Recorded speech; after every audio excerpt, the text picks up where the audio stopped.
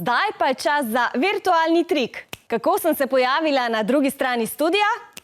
Jaz in naša ekipa smo televizijski čarodeji. In z drobno pomočjo tehnike smo hitrejši od vaših možganov. Ali pa ne, čarovnik nikoli ne izda svojih trikov, tudi Mr. Bleks jih ne.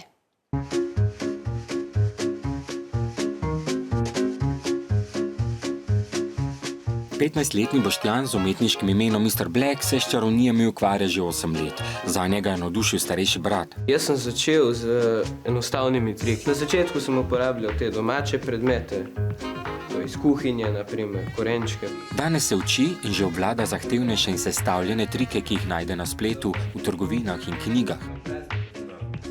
Ti moraš trik izbrati si tisti, ki je tebi zanimiv. Pa moraš gledati tako, da je tudi publiki zanimiv. Čeprav gre za zabavo, se trika torej ni tako preprosto naučiti. Najprej ga dobim, potem preberem navodila, grem na splet gor, pa pogledam vse te posnetke, da vidim jaz poteze, kakšne delajo pri tem. Pa jaz probam svoje narediti onako. Čarodej skrivnosti svojih čarovniških trikov nikoli ne izda. Za uspešen nastop pa je pomembno tudi sodelovanje s publiko. Če biš pred resno publiko, ne moraš te vedno tako resno gledati, ampak moraš mečkaj migati z rokami tako. Pa naprimer, s to roko migaš, z drugo pa nekaj druga delaš, ali pa se smejiš malo, pa žmigneš malo, pa kaj jaz vem kaj še. Nove trike vedno najprej preizkusi pred domačimi. Pokažem mami, če je doma, če ni, pa grem bratu pokazati.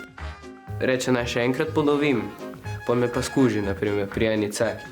Danes Boštjan obvlada več kot 100 točk, s katerimi ne navdušuje samo občinstva v šolah, vrtcih in na rojstnodnevnih zabavah, ampak tudi svoje oboževalce na Facebooku.